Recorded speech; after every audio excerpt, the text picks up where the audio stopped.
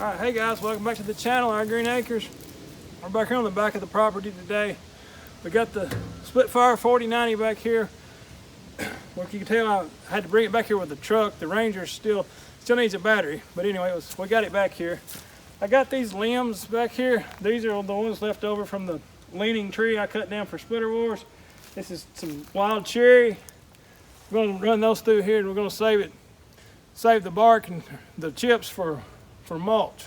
I got the tractor back here, so we'll just go ahead and get the chute pointed in the tractor bucket and we'll fill it up and we're going to dump it in the flower bed, and if I have any left I might use some for the smoker. But anyway, y'all stick around and see what happens.